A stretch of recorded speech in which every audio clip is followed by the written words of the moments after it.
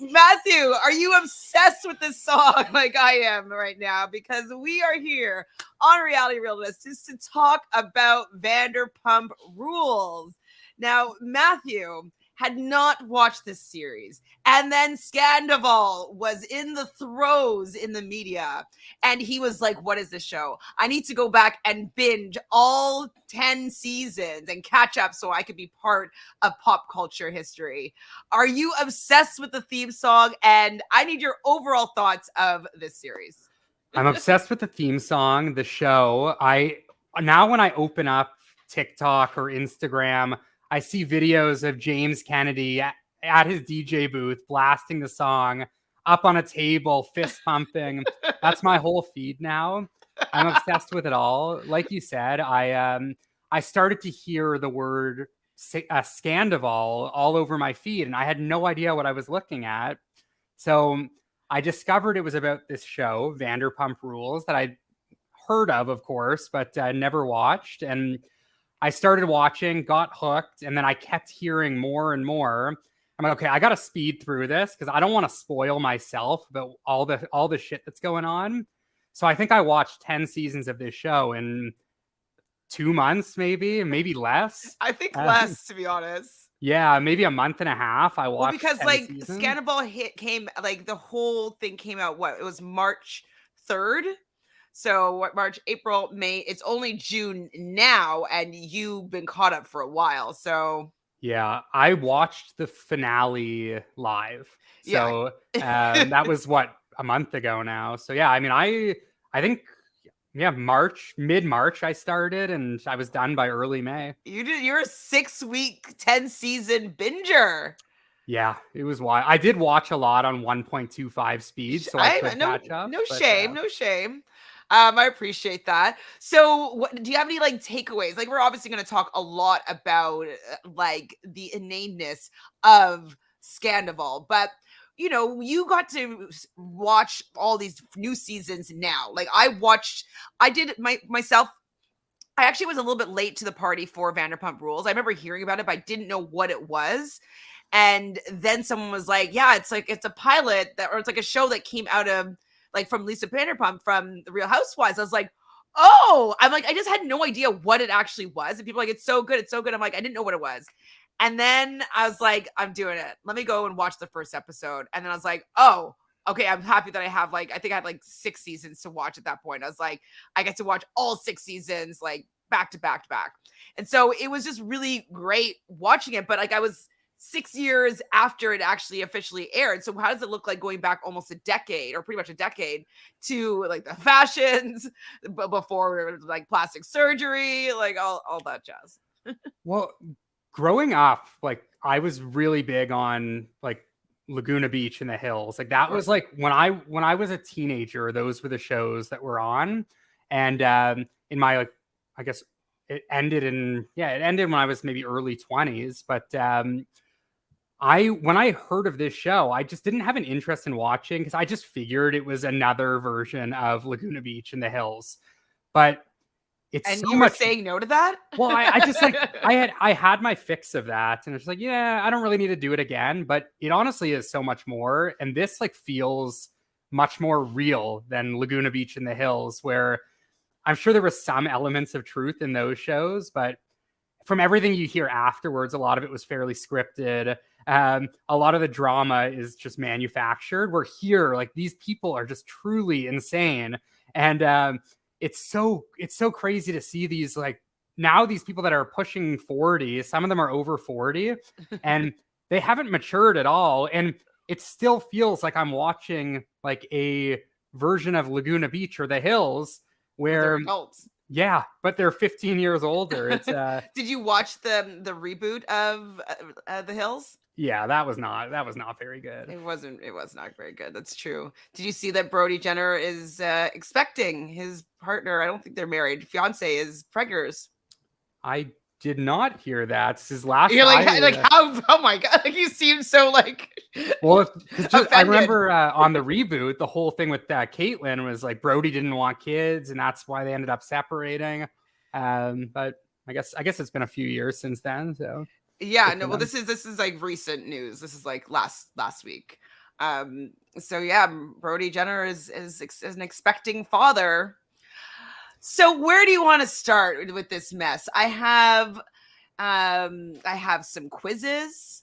I And might not do great with the quizzes just because I went through it so quickly, but well, it will bring up conversation. Like yeah. I might not even know the answers. Let's start with some quizzes. I All have right, like let's do it. tons of questions here.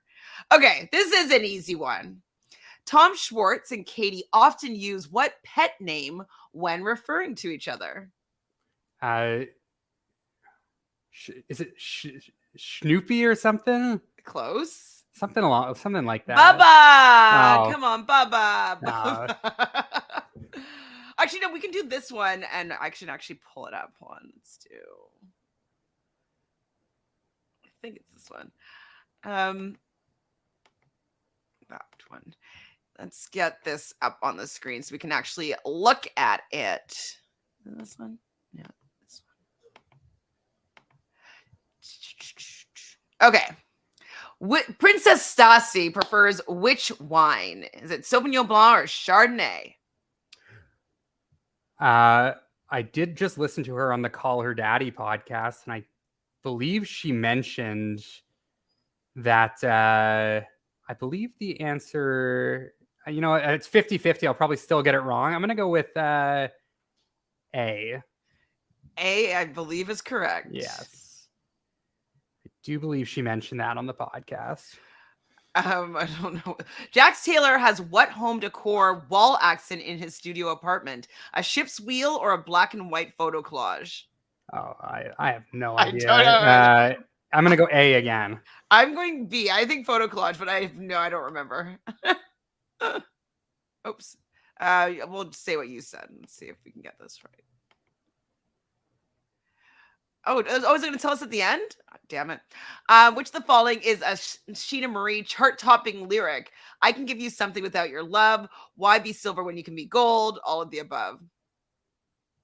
Well, I know B is definitely it, but Obviously. I don't know if A is also, so I will go with C, all of the above. All right, we'll see what happens there. What movie were Kristen and Jax watching when they first fornicated while Sandoval was passed out in the bedroom? Well, that was one of the most wild series of events. Don't remember the movie. I will go with what year was it? Let's go with Drive. Drive, that seems like a good one. What's the name of Lisa Vanderpump's partner at Sir? Guillermo is one, and is it Francesca or Natalie? I don't know, actually. This is from a while ago. Yeah, I'm gonna guess Natalie. Yeah, Natalie slightly rings a bell. I'm not great with names unless it's like the key characters, Oh but my god, this is like all before, all this madness that's happened. Tom Sandoval was staying at which Vegas luxury hotel when he made out with Ariana? yeah, We know that one. that was the Golden Nugget. We know the Golden Nugget. Why did Laura Lee leave Sir? She was fired after banging Jax in the bathroom. She got cast in a Jennifer Aniston movie. She relapsed and started using crystal meth again. No, I don't think it was the last one. Did she bang Jax in the bathroom? Yeah, she did. Yeah, but I don't know.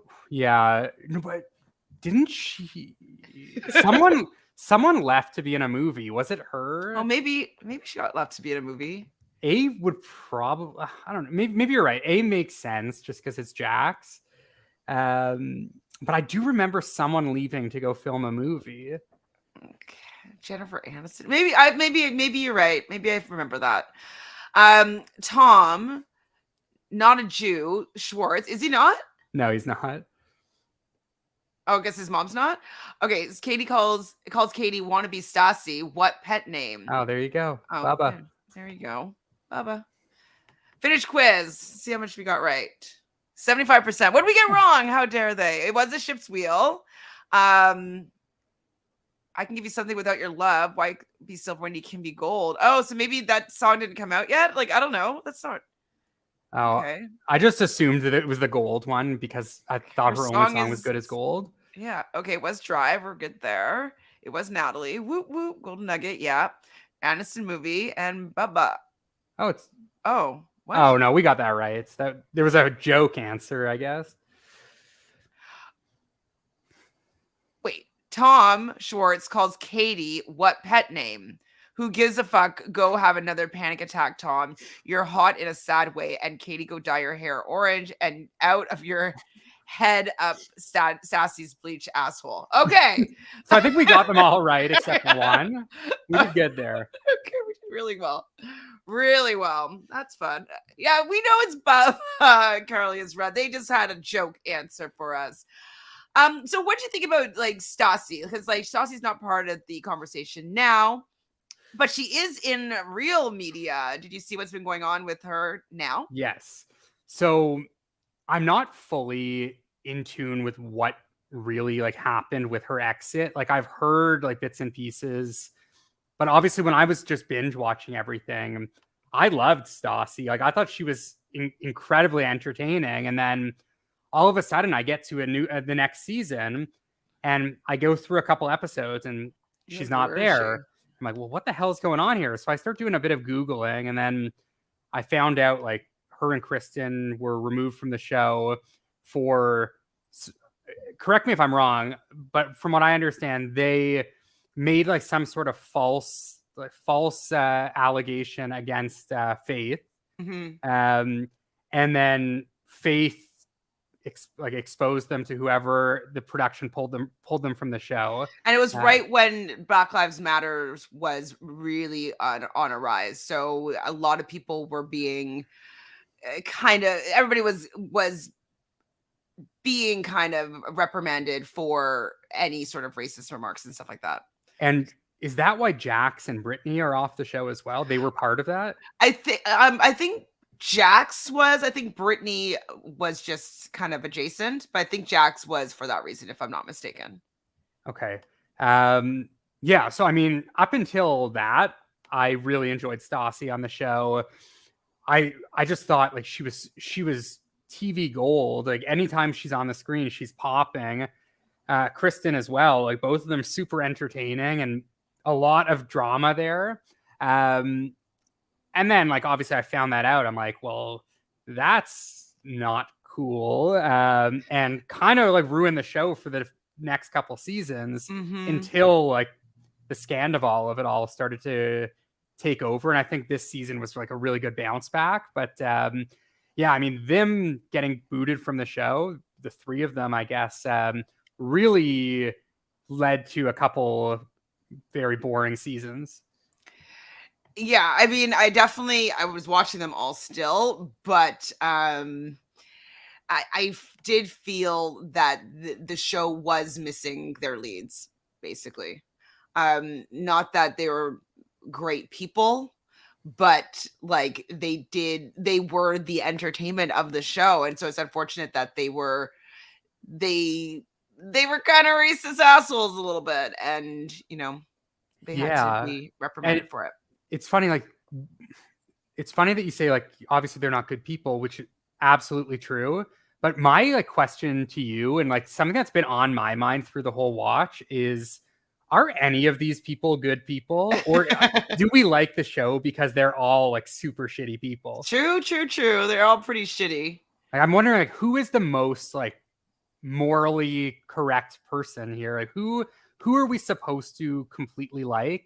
Obviously, like Ariana now is that person that everyone is gonna like, but I feel like She wasn't before really that Scandoval, bad though before. Like she never did anything wrong. Like obviously it was a little bit questionable when she and Tom started their relationship, and it's seemingly there was more overlap that it's kind of being admitted to now. But I don't feel like Ariana really did anything. Like I wouldn't say she would be in a horrible person category. yeah, I would say James Kennedy, yes. um, I would say Sheena, she's annoying, but I'd say less, like not so much. Um, Katie, at times. I think Schwartz terrible. oh yeah, Like Sandoval terrible, yeah. Jax obviously terrible. terrible. I guess I don't know. Brittany seems okay, Brittany but was okay. When they were like What was it? What did she used to have? Her beer cheese. I love my beer cheese. I just like, but that's why I love the show. And like, when I say like we're not supposed to like them, that's not me saying I don't like them, because I actually very much do like them as like entertainment, obviously. But like as people, like most of them I do not want to be friends with. Like even like Lala, who is like TV Not gold as good, well. but Like I would not want to be friends with her because she seems just like very out there and like very extra. Um, and a lot of the stuff, like obviously like Raquel and Sandoval are like the devil right now, but a lot of like the Lala stuff in the this season and at the reunion, even like I did not really agree with some of the stuff she was saying. Um, well, at the same time, like I am on that side because what Sandoval and Raquel were doing was just like completely like fucked up. yeah. Um, but like, yeah, James Kennedy, like he is clearly a villain, but I love him because he's so funny. So psychotic. Yeah, he is absolutely nuts. And yeah, when he's now that he's drinking again, oh, he's just like out of control as per usual. So Carly's right as saying I could be wrong, but I thought Jax was not asked back because when Stassi and Kristen had to go, people were very upset because he was bad in many ways. Yeah, I think you're right. I think you have it right. And Jax claimed he wasn't going to come back anyways. Sure, Jax. So sure. where do you? I guess like to kind of kick off the conversation, like let's like start where we're at now. Like we're just exiting the Scandoval of it all. I imagine filming is going to start soon for the next season. I think it has. It's already started. Mm-hmm. So where do you think we go from here? Like is everyone going to be back? Are some people going to refuse to film with others? Are we going to see people like Kristen back in more of a full-time role, or Jax back? Like, where do you think we go? I think that Raquel won't be back right away. Rachel. I think that she, like maybe mid-season, she will make a reappearance potentially.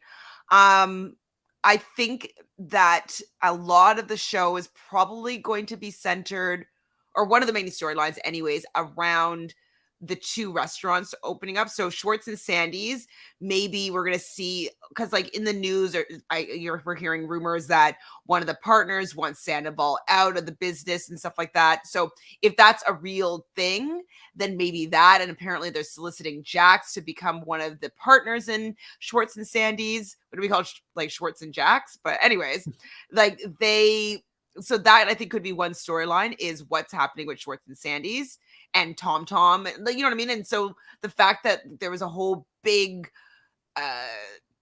another scandal with like when what's his name? Schwartz was on, oh my God, I can't talk right now. When Schwartz was on Stars on Mars, he said something to the effect of, I'm done with like Scandoval, but people are taking it that he said, I'm done with Sandoval. So maybe clearing that up will be part of like, oh no, we are still friends. We are still going to work together. So I think their dynamic is going to be a huge focal point. And then on the other side, I think seeing Katie and Ariana opening up, if it's not open already, something about her. So I think those are going to be the two major focal points. What's Sheena up to right now? Baby. Got Summer a baby. Moon. She's got her husband. She was actually just at Johnny Banana's birthday party last night. Random. Yeah, I saw. I'm scrolling through Instagram. I see Bananas post a story, and I recognize the guy in the story. I'm like, wait, is that Sheena's husband? And then the next story, it's Sheena is just arms around Bananas celebrating his 41st birthday. So like, oh, that's kind of weird, but maybe Bananas will make an appearance on Vanderpump. What is Sheena on that villain show? Was she one of the people? I think Jax is on it. Okay, so maybe that's how like they got into each other's world a little bit. Yeah. So yeah, so I don't know what Sheena's actually doing. Who else is in the show? Lala. Well, we're gonna probably see James moving in with Allie into their new house. They just bought a house, and he's been talking about decorating it and stuff like that. So we're probably gonna see them throw some parties. Maybe we'll see a little bit more of See You Next Tuesday events. And I will say, Ali is actually someone on the show that is like universally liked. Like, there's not, I can't seem to find anything wrong with her. She seems like quite awesome. Not the most entertaining, but what like, about the part though that she was on a reality TV show before this, where she was like an up and coming singer? Did you see that? Oh no, I had no idea. I can't remember what it was called, but like it's like her singer songwriter with a guitar, like 10 years ago. And so she is an aspiring artist, but she's working now as an astrologer. Sandoval was actually on an episode of The Hills. That I've definitely seen. I'm yeah. glad you found that. Good. Yeah, good, so good. that was funny when I found that out, and I think there was some other connection with. I think maybe someone else was on an episode of The Hills, or CT from obviously the challenge was on either, like, he was in the background of a party at like See You Next Tuesday or something, or at like one of those things. There was some connection there. I haven't seen that. Or maybe CT was on The Hills at some party. I don't know. I saw something about the connection there. Okay, well, since we're talking about what's been going on right now, have you been watching any of What Happens Live? I only was watching when like the cast were on. I haven't been watching. I saw like Bryan Cranston. Okay, so I'm going to show you this one, and then I'm going to show you Bryan Cranston. Yeah, that was really funny. So this one. Guests are here to help. These two esteemed actors have agreed to take on the roles of a lifetime, DJ James Kennedy and Tom Sandoval, for another installment of Clubhouse Playhouse. Guys, head on over to the green screen where you'll be reenacting some moments from the reunion. John Hamm will be playing DJ James Kennedy, and John. Hold on, I'm just gonna pause it just so we don't get copyright strikes. We'll take on the role of Tom Sandoval. Gentlemen, actors, on your marks, and whenever you are ready, you may begin. Hold on one second. Okay. I have to say, it's pretty epic when you have like these huge stars, like just like saying your words as their lines. Like, it's pretty epic. Yeah, I saw Amy Schumer was on as well. Like, Amy Schumer, she's involved. Like, she's done like cameos on like Love Island and stuff. She likes this stuff. You've always been an opportunist. An opportunist? You cursed at Kristen to get on the show. Used my condoms. I've stood up for you. You. I don't want you to stick up for me. You're a pussy-ass bitch. You're a clown. Your band sucks dick, you backstabbing hoe.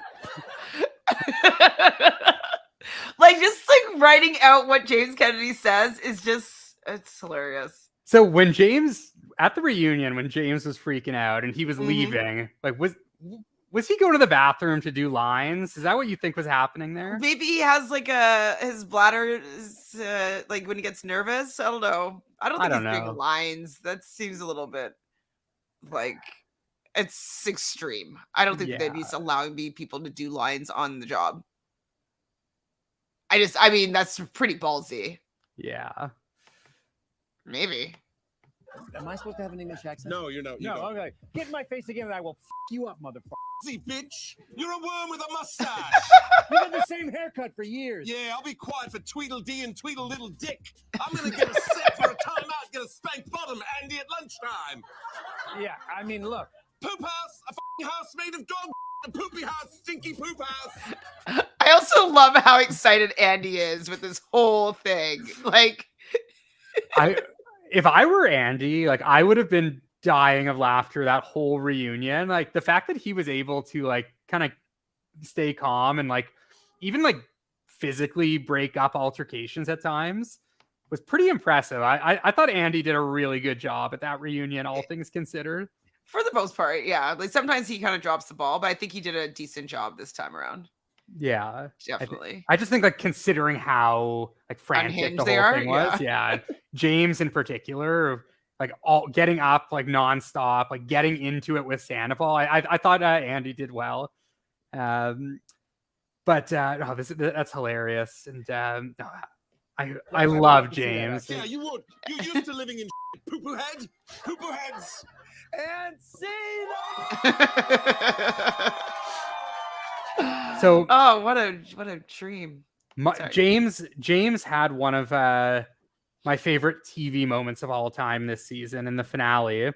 So I had quote tweeted it as I was watching live, and it's just very poetic. So I wanted to read it here just to replay that magical James moment. So James calls Raquel on the phone and starts freaking out at her, and then he says, in quotes, "You literally trashed it for like Sandoval's little cocky cock, like his stinky 40-year-old cock. Like, seriously, Raquel." A true artist, James Kennedy. Oh, So eloquent. Oh, so eloquent. His little cocky cock. Meanwhile, he has 5 people in the room on speakerphone. And I was shocked that Raquel picked up the phone, which I mean, it's probably good part on of her contract her. right now, but Oh, you think that was you think she had a camera with her at the time? I don't think she'd have a camera with her because they didn't show it, but I think that maybe she probably figured that like if he's calling her, like it's part of the show. They're filming right now, so probably anything goes when they're filming. Oh, you think like they tell her like, you have to pick up the phone? I think so. It's a show. It's a job. So Carly is saying Allie is really good friends with that TikTok reality guy, Zach. Yeah, it's Zach Reality, I believe. That made me think this is all for her career or something. I mean, I wouldn't be surprised because I like James Kennedy as an entertainment piece, but I don't know if I would be charmed by him enough to get into a relationship and move in with him unless I was getting something out of it. I just don't know if I could put aside how obnoxious and annoying he is in real life. Yeah, it would be tough. And then also with he has a drinking problem and now he's drinking again. Like that would be even tougher, right? It's like when he was sober for I don't want to misremember, but for a year or two, he was a little bit more under control. But now that he's drinking again, he is like definitely back to being out of control. Mhm. So it would be tough. She always seems annoyed with him all the time. Yeah, she kind of is always like trying to corral him and bring him in. It's for me, like James just has to be like, just gotta let him be James. But yeah, Allie seems to be able to handle him. I just would not be interested in spending all my time with him in that capacity. Yeah. Like when they went to the beach, oh my god, I would have been so mortified to be like, this is who I'm choosing to spend my time with. I mean, I was annoyed with Schwartz because I can't stand Schwartz, but like he was unhinged at the beach for sure. Unhinged. Okay, so since we're talking about present time, I'm going to share with you the GoFundMe that Faith has been presenting to like the media and stuff. So like you were saying before, so Faith was wrongfully accused by Kristen and Stassi. Basically, there was a robbery of some sort. I believe this person like robbed a man and then went on a date with a man and then robbed him or something like that. And it was a black woman, seemingly. I think it was, like CCTV footage. It's very hard to tell who it is. And they called the police, I believe, claiming that they believe that it was Faith. And so obviously Faith was taking this as an act of racism. It's definitely not cool just to the one black girl that deciding to call the cops on her because there's potentially a black girl that might have committed a crime. Not great. So especially during Black Lives Matter, just not great. So Stassi recently has released a book. And now I'm just going to read what Faith has said with her GoFundMe that she has started. So, with legal fees for justice against Stassi. My name is Faith Stowers. As you may know, I was a former cast member on the TV series Vanderpump Rules. During my time there, I was publicly targeted and mercilessly verbally attacked by Stassi Schroeder and Kristen Dowdy on multiple public platforms. These two women used their privilege and celebrity to tear me down at a very sad time in my life and the country. During that time, I was also racially targeted and wrongfully accused of horrendous crimes that I have since been vindicated from. Since Kristen's apology, Stassi Schroeder has written a New York Times bestseller book recently and has made more terrible, non-factual claims about me once again. After all she has done, she continues to stand by her ignorant claims that are harmful to me and my family. I'm seeking assistance with my legal team to get this book removed and all royalties, funds collected from this book to be given to charity or assisting a family of choice. Thank you for your support always, and thank you for standing up against bullies and racial division. With hope, Faith. So what are your thoughts? So, I mean, obviously, I'm Team Faith here. I'm just curious as to two things. Like, one is Faith. I imagine Faith is doing this more so to, like, obviously it's to make a point against Stassi. It's like she's not doing it to make money. It seems like she said, it's going to charity, it's going to families in need. What did Stassi say in the book? Do you know what that I do not know yet. Because I'm curious, like Stassi was obviously already removed from the show, and then why would she say anything? Like, why would I mean, not to say like Stassi's like the smartest person out there, but like, why is she going to go talk about this more in her book when obviously it's like a legal matter? Well, I think it's because she's probably trying to say that she's learned from her mistakes and like this is what happened. Like she lost a lot when that went down. Like she lost, representation from agencies in her podcast and all this stuff. And so maybe she just wanted to like, in her eyes, set the story straight. Maybe it wasn't a legal thing. Okay, so let's see. Someone has here what Stassi Schroeder said about Faith in her book. Okay.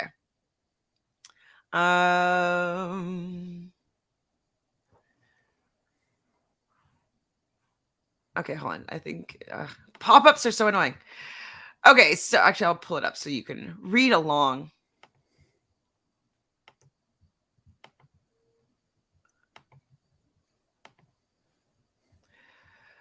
So all the extras were shared by TikTok user Coco.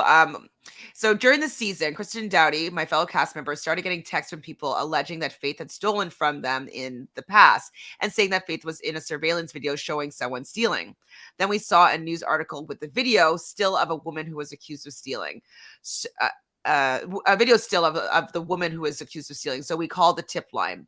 Stassi revealed in one chapter. Stassi continued, we stupidly thought it might be Faith, partially because multiple people had been texting Kristen saying it was her. And also in our very flawed detective work, we thought the description of the woman's tattoos sounded like Faith's. Kristen left a message on the tip line and gave her own contact information, and I never heard back, so thought that was the end of it. To my knowledge, Faith never even knew about the call until she heard me talk about it on a podcast a year later. I wasn't hiding it, but I also shouldn't have been talking and joking about it. We also shouldn't have made the phone call, but I didn't understand that at the time.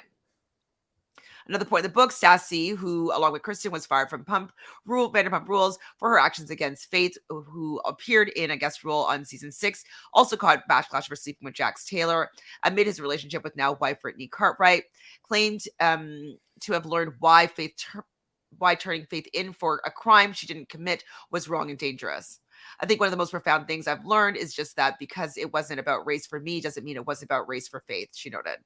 Faith brought her experience as a Black woman, and I brought mine as a white woman who never had to think twice about the police or what it means for other people, which is basically the pillar of white privilege. She continues. So while Kristen and I didn't feel the situation was about race, it was for Faith. And because of that, it was about race. Stassi also admitted to sensationalizing the behavior for a good podcast story and said she handled the situation incorrectly. I was wrong. I just needed people to understand that I wasn't motivated by race. She had deeply hurt my friend, Stassi explained, giving a nod to Faith's one night stand with Jax. Okay. Oh, here's the actual. Yeah. So I get why, obviously I get why Faith would be upset again now, because I mean Stassi's basically just making an excuse, and kind of highlighting, oh, people told me that she was stealing from them, when it's like, why are you even bringing that up now, like years after that? Like, even if people did tell you that, like, you can only plead ignorance for so long. Like, Stassi's what, like 30 something now? Yeah. And the show's been on 10 years, so she's got to be in her 30s, and Kristen 35. She's 35. Yeah, so I mean, I don't think you can like plead ignorance forever. Like, at Her some point, birthday's it's, tomorrow. well, happy birthday, I guess, to Stassi. But yeah, it's a super like shitty situation, like mainly for Faith. But yeah, it's tough. I mean, what do you think? What do you I like? mean, Also, like, with all of this, I'm sort of confused. Like, why was Kristen back on the show in the finale? And like, do you see a future for them moving forward? I'm wondering if it's just like time heals all wounds, maybe, or maybe it was like just taking it, put you on pause. Did you watch Beverly Hills? No. They're always like, what's her name? Lisa Rinna's like, just put me on pause. Put me on pause. But maybe that's kind of like, 3-year pause. I don't think that Kristen will come back as like a season regular, or series regular anymore, but I wouldn't be surprised if she's a friend of maybe in this new season 11. Same with Jax. I could see maybe he's gonna be a friend of, because he has been part of the conversation. Stassi seemed to say that she didn't feel like she was in the place to go back on that show. In terms of writing it in the book, I think she doesn't really realize how damaging it is, even just to make claims that someone had been stealing, or when you were told that someone has been stealing. Like, I think that she understood the situation that she was in, how it could come across as racist and, microaggressions, all that stuff. But I don't think she applied that to other things. And I think that she actually just like blinded by not completely understanding the Black experience. And so I think that she still is ignorant. I know she's 35, but I think she still doesn't fully get it. And like, yeah, and she's just thinking that she's telling her story from her perspective, and that it's fine to be able to do that. But with it also now still making a stab at Faith, even whether it's true or it's not, people are going to be like, oh, other people said that Faith did this. She still might get that stigma on her. So I think she's just not socially savvy in terms of race and racial ethics. Yeah, it seems like she's just doing more harm than good by like bringing up the situation again. And like, she's telling her side of the story, but it's not her story to tell, right? Like, she's speaking on rumors that she believed to be true, and it's just making her look worse. So no, I agree with you. She's obviously not savvy on the matter, and she probably shouldn't be speaking about it at all, and not a great look in putting it into paper, right? Yeah, and you'd think that like her publisher would have like been like, okay, we're gonna have to cut that because you're already canceled for this issue, and like you could maybe have a little, unfortunately, I said some comments that weren't correct, and like, you know what I mean, like not go into detail as to your perspective as to what happened, and if you want to include something of it, and if it's like a biography type thing, but yeah. So do you think though it's right for Faith to be asking for a GoFundMe for this? I mean, I don't know, like, I wouldn't necessarily say like right or wrong. I mean, I think like ultimately, if Faith is trying to like bring attention to the matter and say like, hey, like this money is going to go towards like XYZ cause, like good causes, then like maybe that should be kind of like the focus. And it's like, hey, like, you know what, with Stassi like spreading these lies, like I'm gonna do something good with my platform. So like while she's doing that to make money for herself, I'm gonna raise money. Like, here, like if you want to donate to this cause, like go for it. I don't know, like, I don't want to say like, obviously I don't want to say like Faith should like forget about it and not make it a problem, because like it is, I mean, I don't understand how she feels, so I can't really say if it's right or wrong, Yeah, but me neither. I think ultimately like she is probably just upset, right? And like she That wants like like that Stassi to yeah, look so bad. Stassi's basically gonna make millions of dollars over her story, and she's not that she wants to make anything of it, but it would be really annoying that if something that happened to her that was negative, and yes, she was reprimanded in the moment, but now she gets to benefit from the situation that was hurtful and harmful to Faith. Yeah, I'd probably be pretty pissed off. Yeah, and I I mean don't know if this, this is how I would deal with it, but I understand her wanting to do something. yeah, totally. And like I think the sad part about all of it, it's like one of the sad parts about all of it is like the unfortunate truth here is Stassi probably has way more of a fan base than Faith does. Like 100%. Stassi has probably, Faith was on the challenge, and do you even remember that? yeah, she was on a, well, I knew she was with Angela for a few episodes, but it's like she had a quick stay there. But Stassi, I'm guessing, has like 4 times the followers or like a crazy amount more. And it's just the sad truth is that like people are going to buy Stassi's book regardless. And people are going to side with her no matter if what she's doing is right or wrong. 100%. 100%. She has the people with her for sure. Yeah. I want to try to find something. There's a TikTok that I want to show you. Well, I just thought about it right now. So okay, so what do you think? So I mean, do you have anything else to say about the Faith Stassi situation? Do you want Stassi to come back? I mean, like as a viewer of the show, yes. Like I think it would bring something to the table. And to be honest, like I'm a little worried about next season and moving forward. Yeah, what do you think is going to happen? Well, I think what you said is mostly what I think as well. Like I think the focus is going to be on the 2 restaurants and like the Schwartz and Sandoval relationship. But that's like the stuff that I don't really care about. Like I don't care about the opening of these 2 restaurants too much. And what I want to see is what we saw at the end of this season where all the drama was taking place. But if Ariana says, I'm not filming with Tom and Raquel, and then the only thing we can get is the sandwich shop and the new restaurant, then it's going to go back to 2 seasons ago when things were very boring following Kristen and Stassi leaving. So I do, in a way, hope that we get some of these people back, because if there's one thing, change the dynamic and have people to talk to. And also like with Jax in particular, I think people are forgetting how much of a crazy person Jax is because of Sandoval. And like people are now saying like Jax, like number 1 guy in the group now. It's like, no, he's not the number 1 guy. No, it's Matthew. It's Matthew. Yeah, I'm the number 1 guy in the group, but in this Vanderpump group, Jax is not the number 1 guy. He's just the guy that hasn't been there for 2 seasons. So we think that he's the number 1 guy, but if he were to come back, I am quite positive Jax would do something that would piss off a lot of people.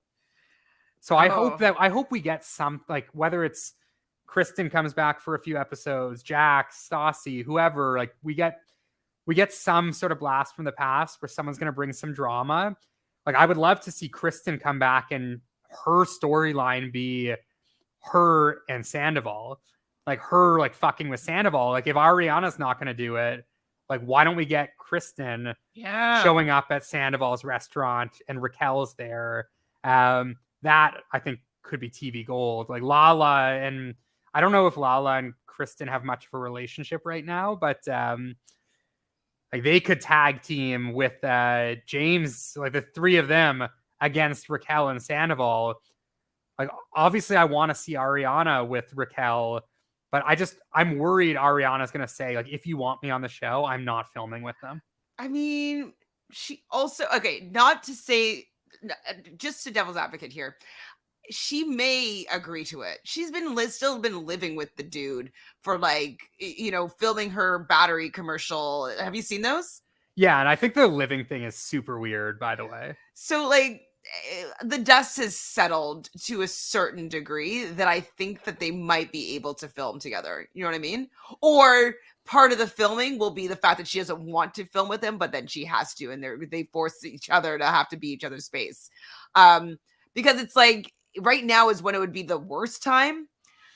Or like I don't know, 3 months ago in March when it first happened, that they were still able to live in the same house together and even film that scene where she was like, "For you to die," like she was able to still film that scene. So I think that she might not want to bite the hand that feeds her, because as much as this scandal sucked, she's probably made $1 million from it. You know what I mean? Yeah. But like with that being said, like with all of that, like the endorsements she's getting, like commercial opportunities, she's making money. Like, does she need to be on the show? Does she want to be on the show if it means that she's going to be spending 2 months straight with her ex-boyfriend and Raquel? Like probably yes. Like she's not gonna leave the show, but I do think there is like that slight risk where she just straight up says, "I'm not filming with them." Similar to The Hills with Lauren and Heidi and Spencer, where it got to a point where Lauren said, "I'm not filming with Spencer and Heidi," and we then went the final 2 seasons of that show. I hated that. Where they had no scenes together, because that was the only way you're going to keep Lauren. And if they're viewing, like right now, Ariana is the star because of she's like the victim here. So if she's the star and the show has to bend the knee to her, That's true. I do think they would do it. And that's my worry for next season, where if there is scenes with the 3 of them, it's going to be very limited. For You to Die is so iconic. Do they have any t-shirts about that? I'm sure, yeah. Because like a lot of people are making millions or like lots of money for their saying. So Lala, send it to Daryl. She made like enough for a down payment on $1.5 million house. Oh, Raquel is the star. Oh, okay. Tell me more. Tell me more, Anna. Tell me how Raquel is the star. And when I will say, like, if for whatever reason Raquel is not on next season, we're really losing there. Like as fans of the show, like we need to see the aftermath with Raquel. And I did hear some rumors. Like I know Raquel's been kind of MIA, and there's like some speculation as to whether she's in like a rehab or treatment, or if she's like at a spa. I heard she might have just been like taking some time away. But we do know that she has not really been seen or heard from in the last month or so. And I've heard like rumors that her family is like pushing for her to leave the show. And I think if that happens, it's a huge loss. Not that I like Raquel, but we need to see how this unfolds. Oh, for sure. 100%. Man, oh, is this the one? Okay, yes. I'm so happy. I think I found what I'm looking for. Yeah, I know we definitely need Raquel on the show. Unfortunately, I don't like how she moved, but I definitely think that all the main players of this scandal need to participate in the next season in order for the season to stay on that upward trajectory of being pretty good. Yeah. And so speaking of all the players in the scandal, I do want to talk about Tom Schwartz.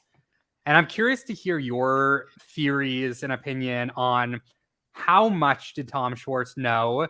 When did he really know? And was this whole Tom Schwartz Raquel like love story? Okay. Was he in on that? So what are your thoughts and feelings on the? Okay, I want to show you this first.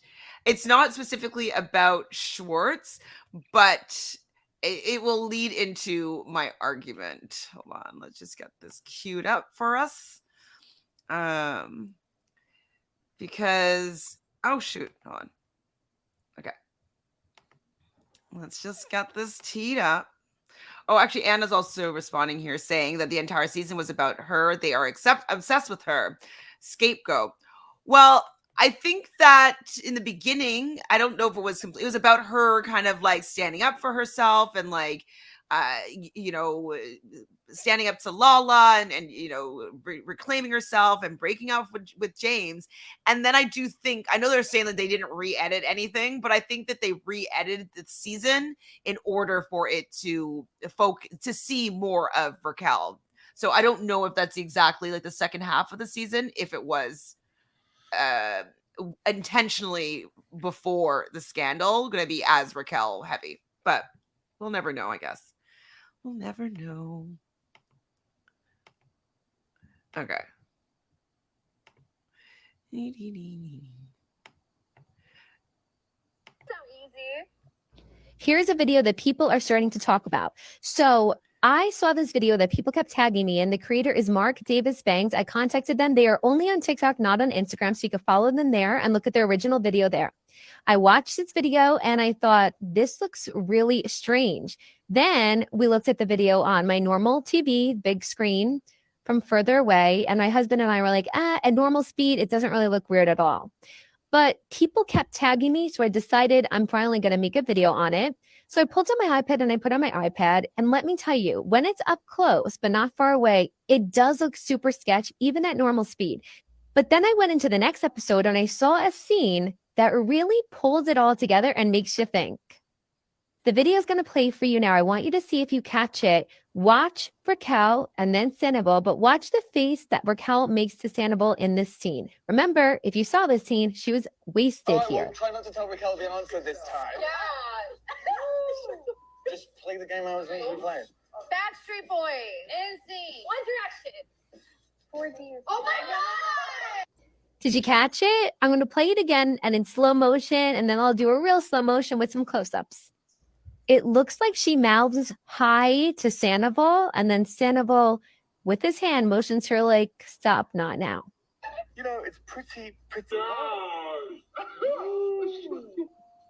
play the game I was making you play. Backstreet Boys. Okay, let's look at that again. So he's going to look at her first, catch her eyes. She catches his eyes back and says, hi, looks like, makes bedroom eyes. And then he like brushes it off like, no. Interesting. Now wait for the next part, the next scene. The next scene. Oh my gosh. So Raquel actually fell asleep on the floor. Raquel. So Raquel does sleep over that night in season 9. Or like she's found, like she fell asleep, whatever. Something's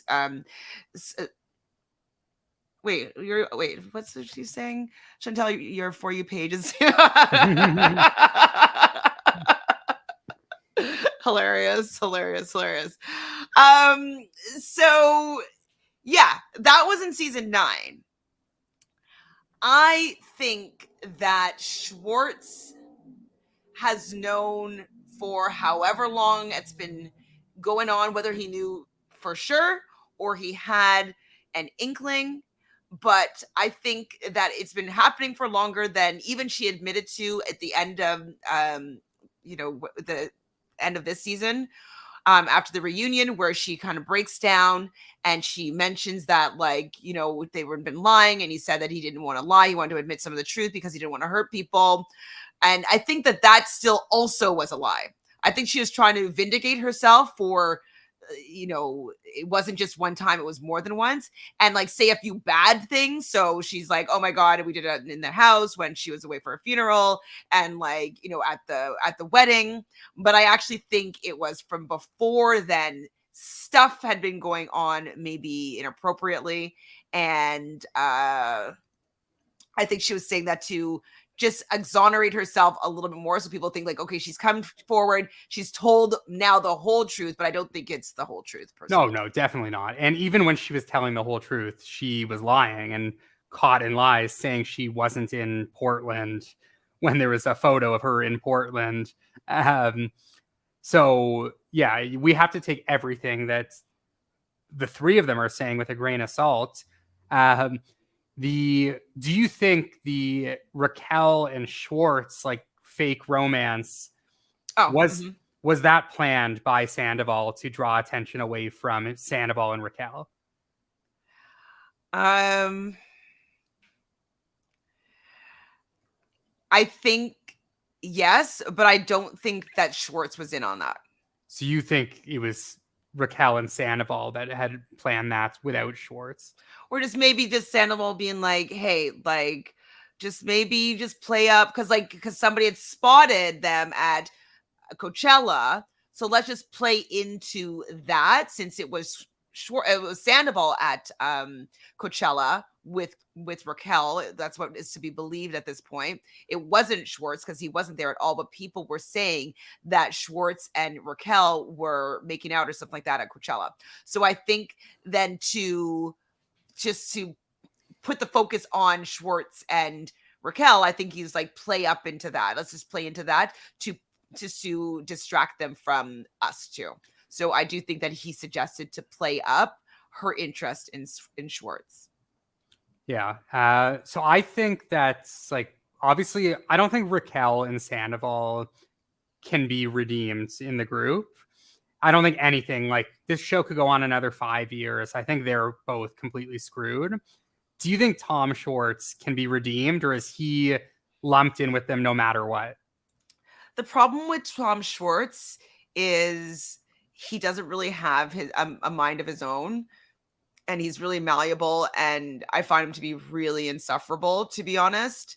Like I kind of like Sandoval a little bit more than Schwartz. You know what I mean? Like, which is like because Schwartz I think is really dangerous for the fact that like he doesn't stand up for what's right, but then he makes a joke of everything that happens, and like he tries to get away with this boyish charm thing. It's just like he is not somebody that like it would drive me mental to be around because like he's just so wishy-washy, and he's just not he wouldn't probably be a good friend to me. He's a good friend to Sandoval, so it seems.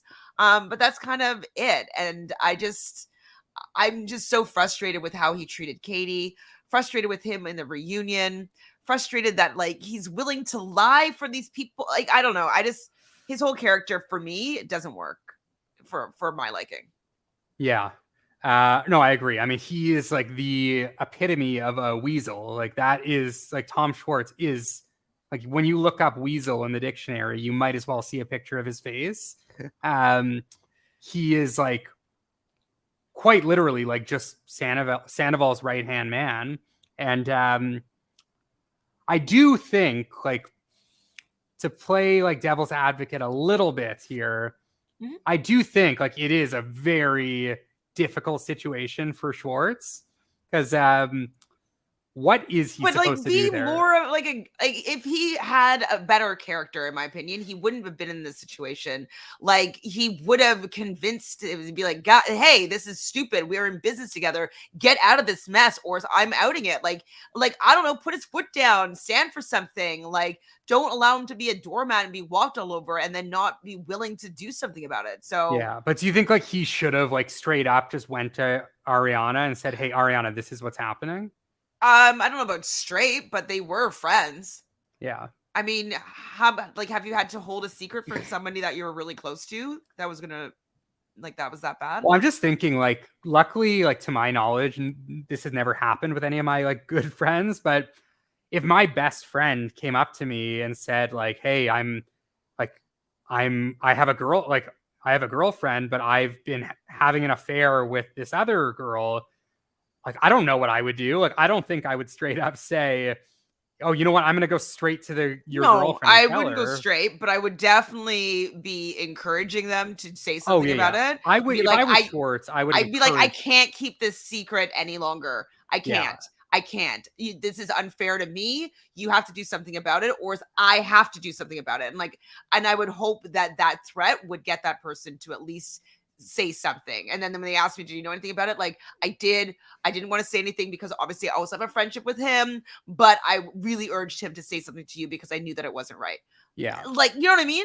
He doesn't even say that he knew it wasn't right. Like he just sucks to me. I think what I would do in his situation, what he should have done is straight up say, like when he found out the first time, tell Sandoval straight up, like, "Hey, like you need to tell Ariana now.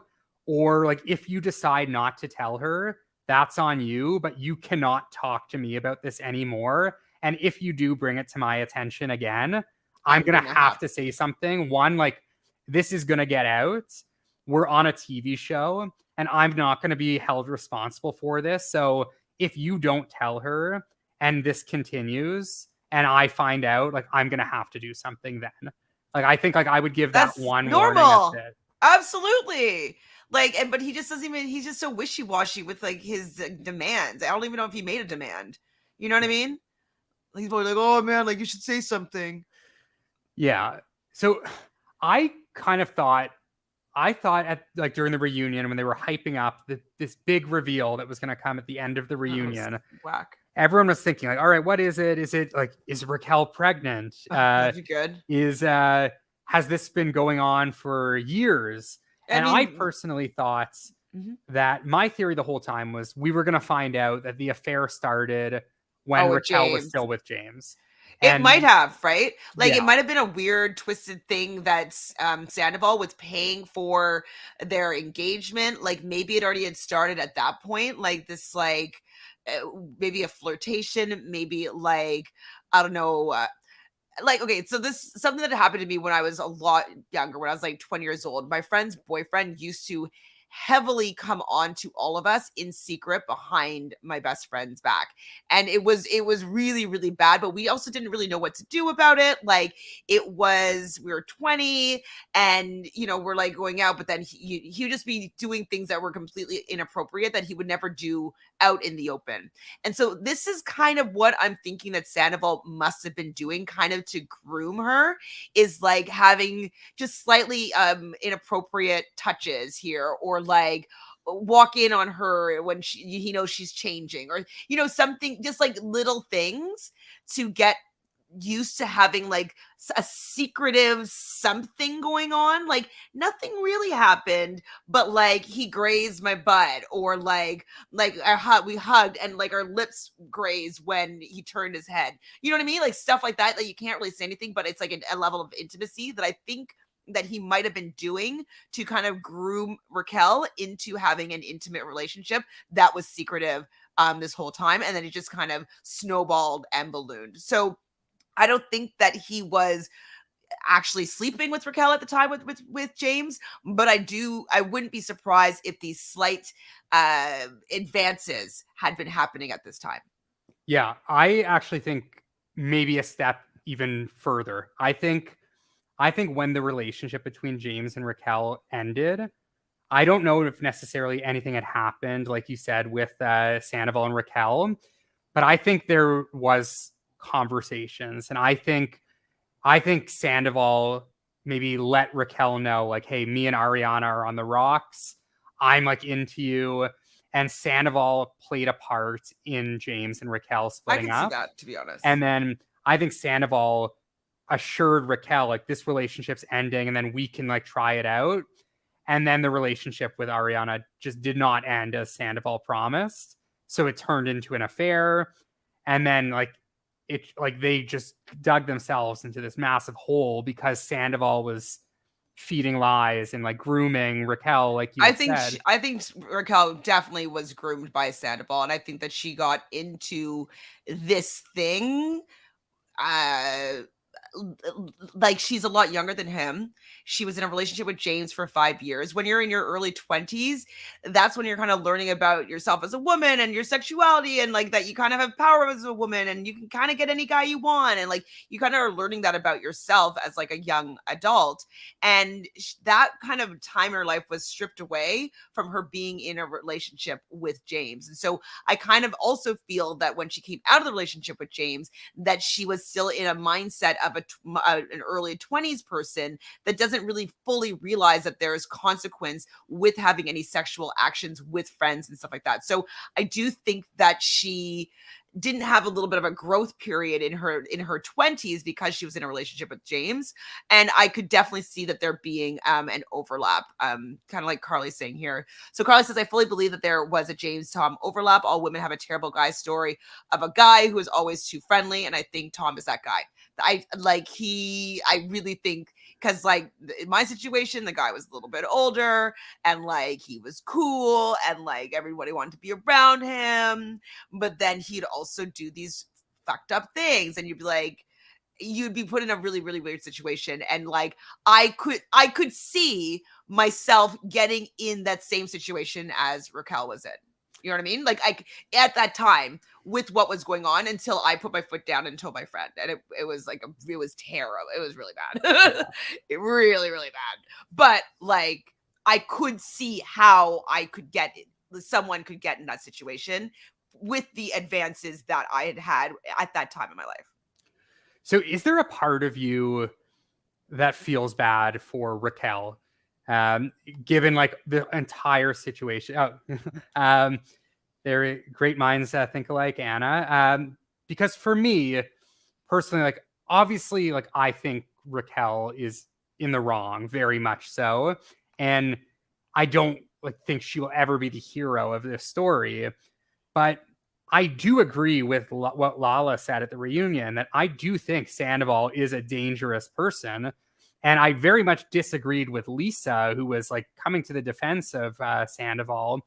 But I personally think like Raquel is not Raquel was dumb. Like Raquel got herself into a very dumb situation, but I do think like she was warped by Sandoval, and part of me does feel bad for her because I feel like Raquel is at a stage in her life where she is like motivated by the fame, like she's motivated by the attention, and she, even before all of this happened, like some of these people on the cast were not great to her. Like Lala was never great to her.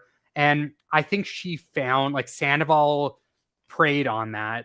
And I do feel a little bit bad for her, while at the same time acknowledging that she is most definitely not the hero and is a villain in the story. But where do you kind of stand on that with Raquel and your personal feelings towards her in all of this? I mean, like I can always have empathy for anybody in these types of situations. Like I do have a slight amount of empathy for Sandoval because I feel like he must have been wounded at some point in his early childhood to allow him to be acting this way. Like I obviously I haven't had a session with him, so I don't know what has caused him to seek this attention and be kind of seemingly manipulative and cheat and all this stuff. Like I don't know what his inciting incident is for him to be this way. But Raquel, I do agree with you. She is, you know, Lala was calling her the Bambi-eyed bitch, but like she's Bambi-eyed because she's wide-eyed. She is quite youthful. She doesn't have that many life experiences. She was kind of coddled by the pageant world. And I do think that she was groomed by Sandoval and she got herself in a predicament that was bigger than something that she could actually handle. And I'd actually feel very bad for her because, you know, she still wanted to protect him, probably still wants to protect him. And because he was giving her that, making her feel empowered about herself in a different way than Ariana was. And you know, she feels probably guilty. There's a lot of people that that protect their abuser, or you know, or the person that might be holding them captive. Like it happens. What is it, Stockholm syndrome? So I do feel really bad for Raquel, and I really do hope that she is getting the help that she needs. I do hope also that she's able to come back to the show because I don't want this to define her. I think for her, it's a mistake that she made in her life, and it just happens to be televised. Sandoval, I think, has a little bit more deep rooted issues, and I don't know if he'll change because he doesn't seem like one that would go to therapy. No, I don't think there's much hope for Sandoval, and I honestly I don't like. I get what you're saying, where like there's probably many issues with Sandoval like stemming from well before the show. And I agree with that, but just like based on everything I've seen about him through 10 seasons of this show, it's just like it seems like he is a lost cause at this point. And yeah, like not much remorse. Like some of the things he said after to defend his actions. I don't remember season 2 specifically. So it's Sheena? Was Sheena being bullied? You're gonna have to remind me of the specific situation because I watched it whatever, like 8 years ago. or maybe 6 years ago, and you just watched it on 1.25 in a whirlwind. Yeah, and I Go. honestly, all the seasons kind of blend together for me. Maybe season 2 is when he cheated on Kristen. Okay. Oh, right, and that's when Ariana came onto the scene. Yeah. So I had a problem with that then. Absolutely. I had a problem with that for sure. And I had a problem when Jax cheated on Stassi. Like, the thing is, like, all of these people are cheating. Like, even as recently as the season prior, James cheated on Raquel with Lala. And I did want to ask you about that as well. I mean, I understand it is different because, like, the friendships aren't as tight. But at the end of the day, like, James is, like, digging into Raquel when he literally cheated on her with someone else in the group the year prior. So I think it was more than that, more than a year prior, because it was a couple years prior, it was probably 4 years prior. Because I believe it was in the first year of their like the first, like, when they first started dating. So it would have been about 4 or 5 years ago. Now, not to say like cheating's bad. Like, I don't, if you're in a relationship, don't cheat. If you want to be with somebody else, break up. But I do think that there is a bit of a difference. I don't think that the way that they're coming for Raquel, I don't think that that's appropriate. I do think that that level of like vitriol was a little bit like out of balance. But I can understand that I believe that there is a difference for the fact that now when we're watching the whole season back and we see the day after they apparently slept together for the first time, she's bringing flowers and, like, you know, talking about her flirting with Oliver when she knows that she just banged him in her car the night before. You know what I mean? So like it's just a little bit different. Totally. But I can understand. Like, it is a little bit pot calling kettle black. Yeah. Totally different because of that, like, friendship element with Ariana. And, like, obviously Lala and Raquel were never friends. And then similarly, I guess, like, the more similar situation would have been like Kristen and Stassi and Jax. So and at that point, I was like, I remember thinking, I'm like, wait, so when did we stop hating Ariana and started like forgetting that she was the other woman? Because I agree with you, Anna. I didn't like Ariana in the beginning. I don't know when the shift happened though, but the shift did happen because at one point I was like, I'm not a fan with you going and stealing her boyfriend. And I know that now Kristen Doty is saying that they weren't in a good place and like their relationship really was on the rocks and like her and Ariana are good now. But I remember at the time, I remember not thinking that Ariana was a good person, you know? Oh yeah, absolutely. And I never bought, like, when he says, yeah, we made out one time. Like, yeah, bullshit. Like, That's same thing. Yeah, like, same thing now. It's like, yeah, it happened one time with Raquel, and then we find out from Raquel, no, it happened many, many times, which we all knew. Similarly, like Miami Girl, it never happened. It never happened. Now we know it happened. We knew then it happened, but now we get the confirmation. There's rumors about Sandoval and Billy Lee having a bit of a fling as well. And I thought that could have been something that was brought up at the reunion, but I wanted to hear what happened there. I'm sure there's been many, many women that Sandoval has cheated with. There's, like, Raquel is not the second person. Miami Girl is not the first. Raquel is not the second. There's many in between.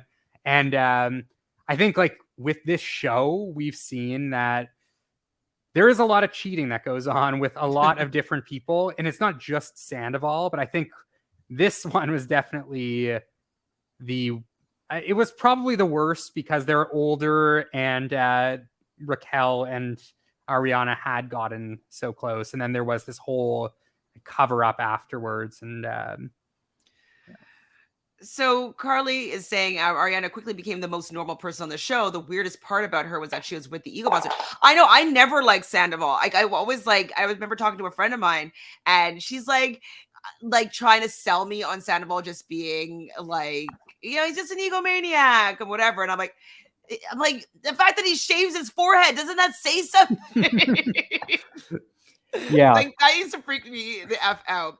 But I just remember thinking, like, why is she with this? I thought was a big loser. Like, I never liked Sandoval when he was yelling at Stassi at that book launch and like these rage texts. Like, he was a nightmare to me. And like I just couldn't stand him. I didn't understand why nice Ariana was with this ego monster. Because he's good at manipulating women. Like it's sad. It's like that's why I feel bad for Raquel in a way, and definitely feel bad for Ariana. He's good at what he does, and that's why he is so dangerous, because he's gonna do this to someone else or to Raquel. Like, he could trap Raquel in a relationship for 5 years, and I wouldn't be surprised. Me neither. And the same thing is gonna happen. Like, he's 100%. Not gonna change.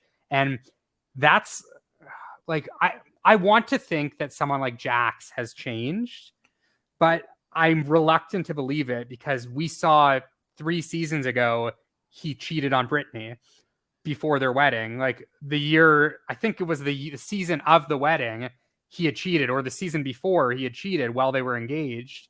And it's like, yeah, with Faith, no, or is it with Faith? Else? Yeah, with Faith's the one we know about. And if we were to bring Jax back, is Jax going to be the same old Jax? I mean, when you put your people back in the same environment, the same things come out. Like, I always like, if I go back home, I'm always like, having the similar arguments that I would have when I was a teenager with like my parents. And I'm like, what? Like, I don't have arguments with people anymore. But like, when you go back into an environment where you were a certain way, you kind of just get transported back into that vibe. So I wouldn't be surprised if Jax isn't, stand up dad mode if he's back on the show. I could see him maybe turning back to his old way. He won't be bartending at Sir, so that will be a little bit different. But yeah. So Anna's saying here the cast never turned on Ariana because she stood her ground. Her persona is totally different from Raquel because Ariana is a consummate cool girl. Yeah, you're right. That must be what it is, because I just remember being like, why are we forgiving Ariana so quickly? Like, it's pretty shitty what she kind of did. And like, if we're just going to allow her to be in the group, be a series regular, and like forget about the fact that she was the person that broke up this relationship. Yeah. So. And I think was the only time that I can remember like maybe liking Sandoval, because I always like got like extremely weird vibes from him. Mm-hmm. But when Jax and Kristen slept together, and then like Sandoval punched Jax in the face. Like, I think at that point the fans were supposed to like Sandoval, right? Like, he was, I don't even remember fully, like, was he being edited as like the good guy and all of that? Or was he still getting an edit of like this like pompous douchebag? Well, I think Sandoval was always second fiddle to Jax. And so he was kind of the underdog in that situation. So I think that he was supposed to be like, I'm standing up to somebody like the bigger bully. And then when Jax is off the show now, Sandoval becomes like the bigger bully. You know what I mean? I think that's kind of what happened. Yeah, I've listened to like a little. I've heard clips of all these people have podcasts now, so they're all like talking about what's going on. I heard clips of Jax and Brittany talking, and Jax was like basically just going in on Sandoval. Like, obviously they're not cool anymore. And Jax is saying like, oh yeah, I've known Sandoval's been cheating on Ariana for 8 years. Like, I've been there when it's happened. Like, nobody believes me when I tell them, but Sandoval's been doing this like with many different women for years. Oh yeah.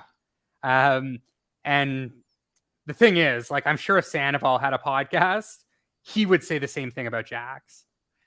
That Jax has been just banging chicks. Like, oh yeah, for sure. Yeah, like when we were in Miami, like, you think I was with this girl and Jax was alone in the hotel room? No, like, Jax was out doing this and this. Which podcast was this? Do you remember? That was Jax and Brittany's podcast. I wouldn't say it's like the best to listen to, but like they do talk a lot of shit. Lala's podcast, they talk a lot of shit.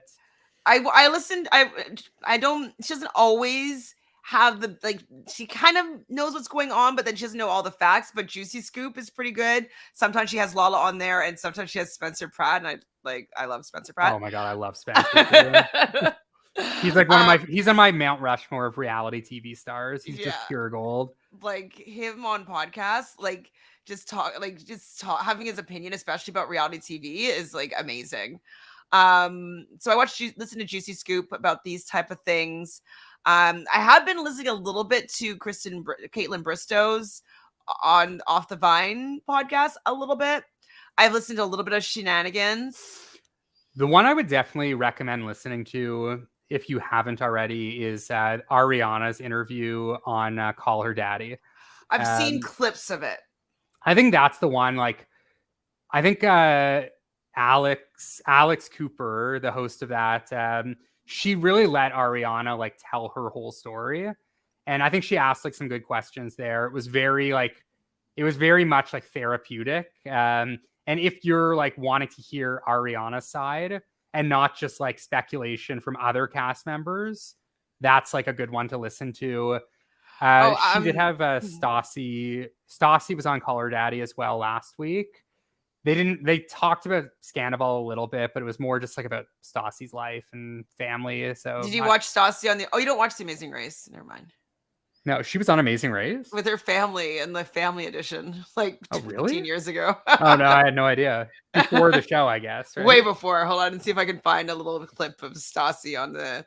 I also begrudgingly watch Nick Vial's podcast sometimes when it's talking about things that I want to talk about. So he has had, I think he had Katie on. He really likes Katie.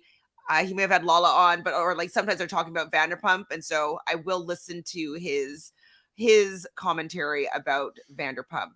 Yeah, I can't listen to Nick. I know he's annoying. Yeah, so even when he has someone on that I like, I'm just like, I can't do it. I can't listen to his voice. But I will say, like, if Raquel like gets back into civilization and starts doing podcasts, like the hits that she will get is going to be insane. If like whoever's willing to have her on their pod is going to strike gold. I just wonder if like people are gonna like obviously like Lala and like Sheena are not having her on the podcast, but if like a Nick does, if Call Her Daddy has her on, like they'll break records with that. Yeah, I mean, I think if they can get her, like 100%, it's gonna be gold. I want to get her. Come on here. Yeah, let's slide into her DMs. I mean, I don't think that she would respond.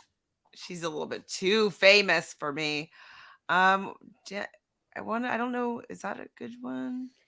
How would Raquel do on the challenge? Not good.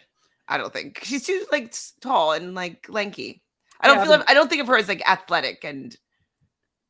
Yeah, she would immediately like get into a showmance with Johnny Bananas. Like he would control her the whole game, and then she'd get clipped right around the end when he doesn't need her anymore. I could see that for her. I don't see her do unless if she has a good partner, maybe they can skate by. But if there's any like Red Skull things, I just don't see her going down in the sand and coming back out. Okay, you can kind of see her here. That's her with her family on The Amazing Race family.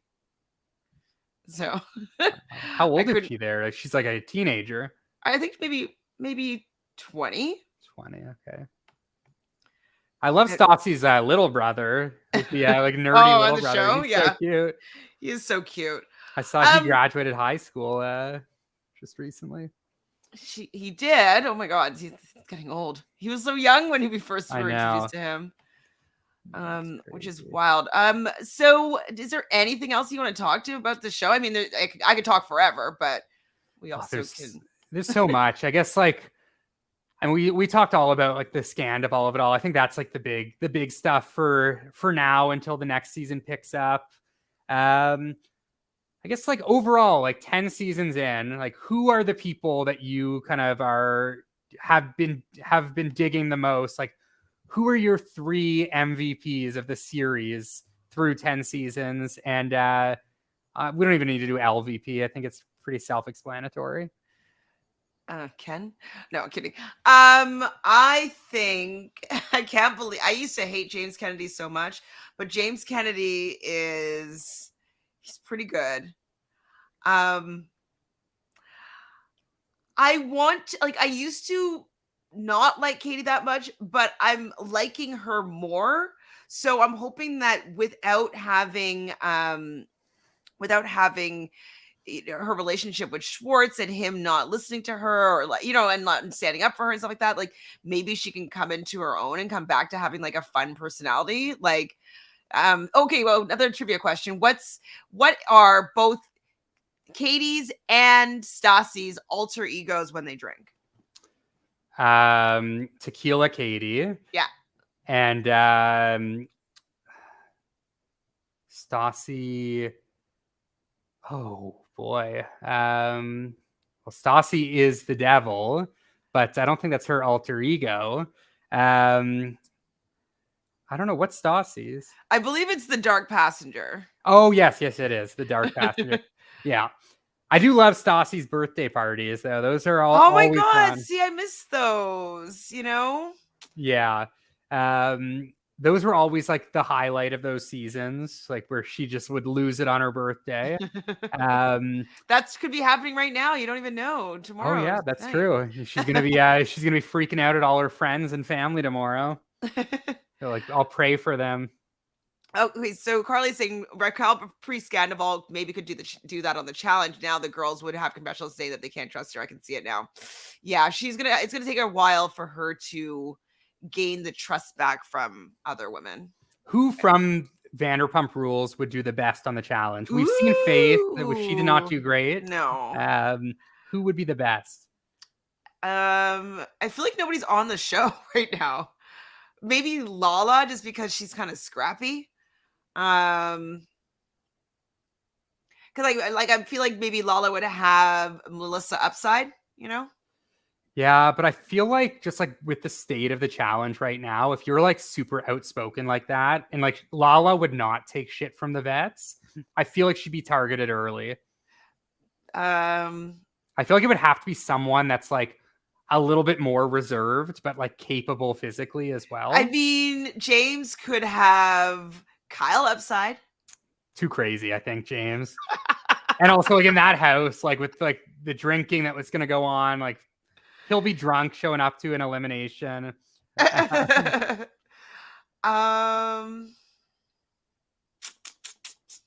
don't think Katie would do well. I don't think, what's her name? The new edition that's kind of boring. She was the waitress at the restaurant when she wanted everybody to do shots. What's her name? Brunette. She doesn't eat any food. She has legs. Oh, I know who you're talking about. Charlie. Yeah, Charlie. Yeah. She ate pasta for the first time. I can't even deal with that. I was like, that drives me mental. Yeah, that was wild. Yeah, I don't know. I don't think many people on this show would do great on the challenge, to be honest. Unfortunately, I wish we would see it. So, I mean, we got Faith for those few episodes. Like, I wish they would. I guess the challenge probably doesn't pay enough, where it's like doesn't even make sense for them to do it. That's true. It takes so much time it's away like, from if you don't win the challenge and like you're not like on for 10 plus seasons, like you're not making enough where you could just do Vanderpump and probably make double. But it would be interesting to see because they would bring a lot of drama. Like if Jax was still around, I can see Jax going on the challenge. Yeah, like maybe a few years ago, but like. Yeah, I mean, physically, I think he could do okay. Wait, isn't he friends with Bananas? Actually, I know you just said like that they're on a show together. I don't know. We'll see but if maybe they were friends before, though. Now that I'm thinking about it. Bo maybe could do well. Okay, maybe Bo. I don't know, but Bo's not like dramatic enough, I think. Yeah, I feel like Bo physically could do okay. I feel like he also doesn't seem like the most social. Yeah, I don't know. I mean, I would love to see like just get someone from Vanderpump on the challenge. Oh my gosh, that would actually like make my day. Yeah, that would be awesome. Like maybe we'll get a rival season and we can get Faith and Stassi or Faith into that. Was maybe a little that might be a little too dramatic, too delicious. But there's a lot of rival opportunities here. We can get Lala and Raquel. We can get James and Sandoval. James and Sandoval would be a good duo. Yeah, that would be super messy. It's so good. Yeah. So good.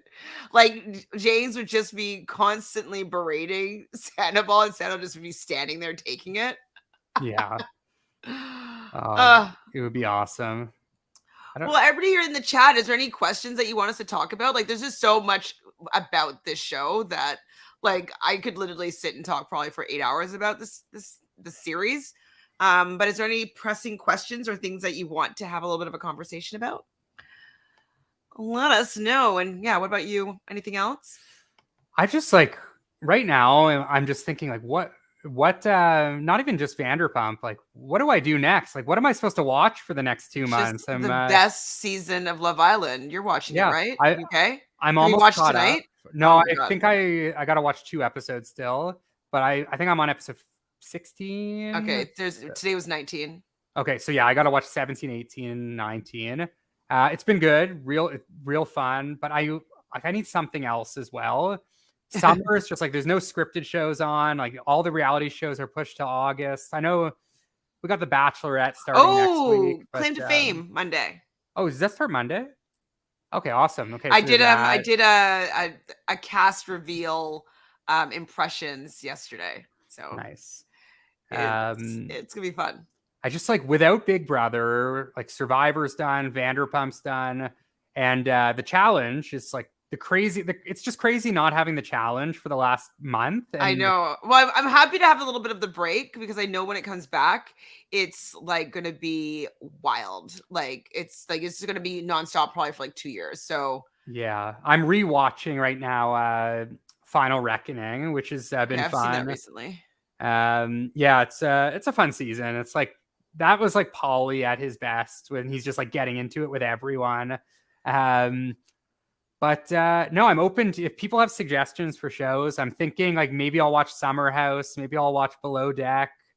I need something with a lot of episodes that can like tie me through the next 2-ish months. I mean, you can get into Below Deck then if you really like that. You got a plethora of content there with Below Deck. You probably have like 500 episodes. Yeah, There's like 10 seasons of like 3 different shows. Yeah, I might go back and watch some old Love Island UK. Like I want to see like the That's good. challenge people on there. Oh, that's good. That's fun. All Love Island UK is like epic. Much Like, better than US. Oh, US Love Island is starting in a few weeks. The right? 18th, I believe. Awesome. So there's that. But yeah, I mean, I guess I'll just have to find a new show that I can talk to you about until we get back to the challenge. Okay, so Carly's Red wants to know what is the worst piece of info that we learned about this scandal?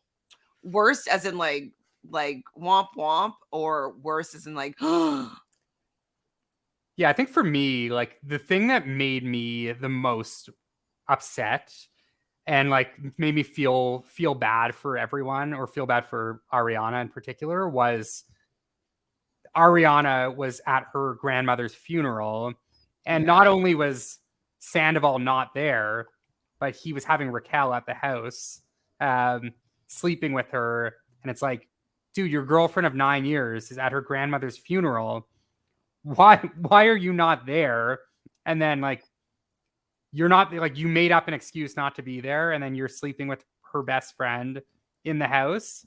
I think for me, that was the most jaw-dropping thing that we've learned. I'm sure there's more that we don't even know, but I think for me, I mean, that was pretty bad. I'll just give something different. Was how Ariana found out.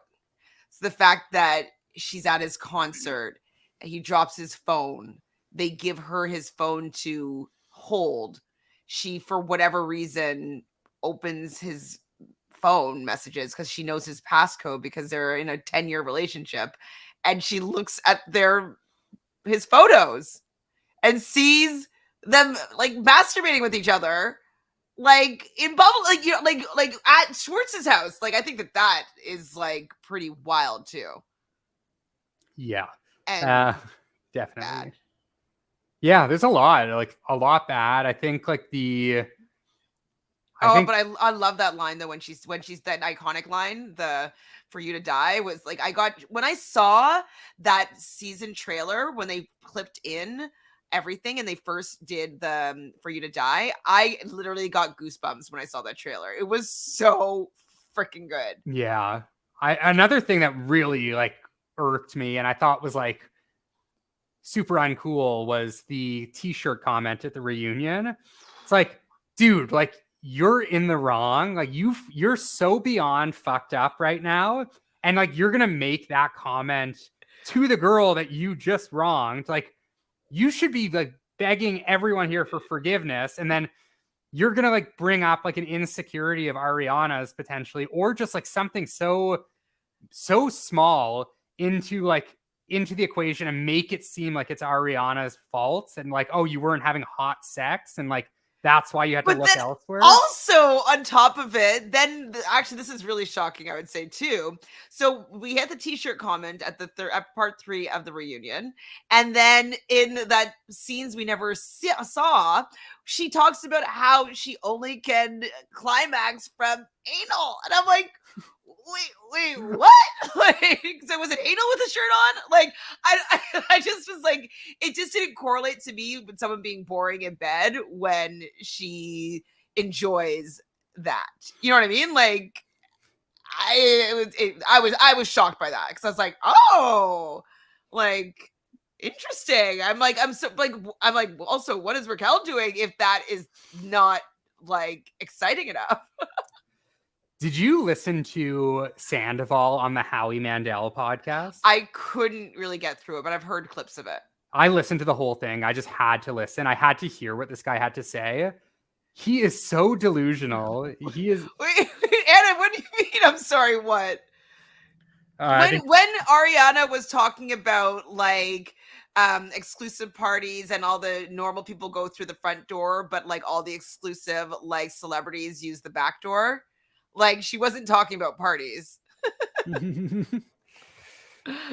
Okay, sorry, I cut you off. No, I was just saying, yeah, that him on that podcast was crazy. Like, he's just like trying to defend all his actions. Like, he doesn't like, he like fake owns up to things. Like, he'll say like, yeah, like I understand what I did was wrong, but, and then there's always a but after. Speaking of butts, but yeah, I mean, there's so much. Like the last like 2 months has just been like one like shock after honestly another.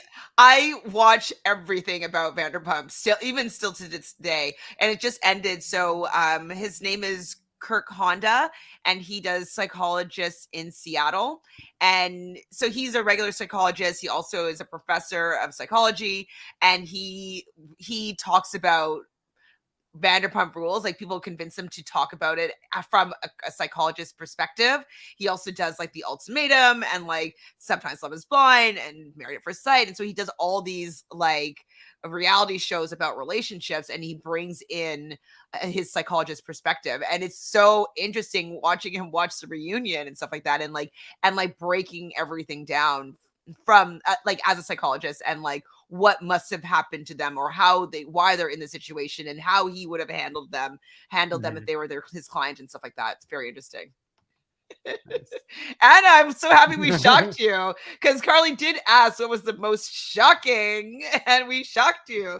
That was pretty shocking. I did not expect to hear about butt play on the scenes we never saw. Yeah. Oh no, I definitely did not expect that. Considering like also like a huge plot point of the last couple seasons has been, yeah, like Ariana and Tom, like their like sex life has been kind of lacking. And even before like the whole affair, like that was a theme in the show. It's like, and now like Ariana all of a sudden is talking about climaxing from anal. So it's like very, very much caught me off guard. So that was funny. So a couple questions I had that I'm curious to what you think about these. Like, so Kristen, Jax, Brittany, Stassi, out of the 4 of them, how many of the 4 do you think will appear on next season? Even if it's just one episode, and if you think they will appear, do you think any of them will potentially be regulars again? I don't think anybody will be regulars again. I think Kristen, Jax, and Brittany will appear. I do not think Stassi will appear. But I think they'll all make appearances. I don't think any of them will become a series regular again. Do you think Raquel will be a series regular next season? If she wants to be, I'm worried that her family thinks that it's damaging for her mental health. I think with Raquel, it's going to be a similar situation to the season where Stassi left Sir. And then, I hated it. I hated that's when she like, yeah, I was like, oh my God, she's back. Yes, Stassi's back. yeah. And then she like popped in halfway through and it's like, oh, she's like showing up to like have a dinner with Lisa. Like I could see that with Raquel where it's episode 6, Raquel like meets at Lisa's house for dinner and they talk and have like an emotional one-on-one. And then there's like a dinner with Sandoval and whoever. Like there's going to be like these little like one-off scenes. But I do worry Raquel will not be a regular next season. Yeah, I don't think we're regular, but maybe regular for second half. But I do think she will at least make an appearance. Because like as much as her parents are going to say like, hey, you should take care of yourself, this is also her job right now, right? She aged out of pageantry. What else is she doing? Yeah. And then the last question I had about like next season, do you think Ariana and Sandoval will be in more or less than 3 scenes together?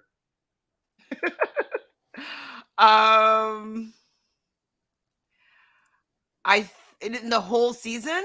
Yeah, because I think it's going to be a very low number that they'll be in together. I think it will happen, but 3 max.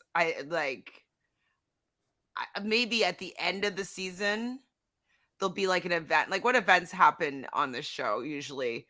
It's going to be Raquel's birthday. It's going to be Lala's birthday. Actually, it's everybody's birthday. Ariana's birthday is around. They're all like June and September, I believe. So there might be a few birthdays that they might overlap if people are celebrating stuff. Mm-hmm. So I'm going to say 3. I'll be right 3. On the dot. I think it'll be 3. Yeah, I think we might get something early in the season just as like a refresher. It's like, hey, like remember this crazy shit? Like let's have them talk early on.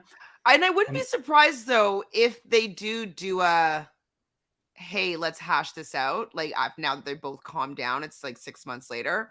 I wouldn't be surprised if they do one of those things. Do you like think maybe he'll want to do like a redemption arc thing and being like, I need to have a sit down and apologize to Ariana. Do you think Ariana's new boyfriend will be on the season? Ooh. Yes. Yeah. I think he'll do like an appearance. I don't know him at all, but like I think he's really hot and like I'm happy that he's been there for her right like when she needed him. I feel like when he's like a fitness influencer or whatever, so I could see him saying yes to that opportunity 100%. So if he's asked, I think he will say yes. Yeah, I think he'll pop in. I definitely don't think he'll be on like every episode, but I think like we'll see him at some sort of party at the like launch of the sandwich shop. Like he'll be there. I just hope next season's good. Like this season was so perfect. It was like it had like, I mean, the start wasn't like anything special, but just like that end of the season. Once the editors were able to have fun with the fact that like we all know about Scandoval, the season just got so perfect and like it was like old school reality TV. So good. Because like you were looking at it through a different lens, being like, oh my God, why are they looking at each other like that? And like, oh my God, like they're so obvious. Like it was just so intense watching it, knowing that this was going on the whole time. Yeah. And like you can't escape like what's going on here. Like I listened to this football podcast and it's just like these like 5 guys that just like talk about football all the time. And randomly I'm listening to the podcast and they start bringing up Scandoval, and I'm like, wait, you guys are watching Vanderpump Rules, like you like jockey football guys, and they spend 10 minutes talking. Shout out to the Pat McAfee show, but yesterday they're talking for 10 minutes about and this guy Sandoval, like everyone hates his guts, and they're like, oh well, what did he do? And then the other guys are telling the audience like what he did, And he's like, oh yeah, you don't want to be compared to him. Like he's like the most hated man in America right now. Kinda. And it's just like, wow, it's like anywhere you go, like this is what you're hearing about. And I do worry, like come next season, if there are like certain restrictions or like things have mellowed down, then it's like, are we ever gonna get this like peak reality TV with Vanderpump again? I mean, they might figure something out because, like they're still in the high of it. So I'm hoping that they're able to still ride this wave. I'm gonna play this now for Anna here that didn't see this. No, I don't for penetration. Like, I gotta get the rub-a-dub-dub. Unless it's a penetration in the... Oh, really? Yeah, that too. I'll from that real fast. Okay, good. So it's won't be estimate.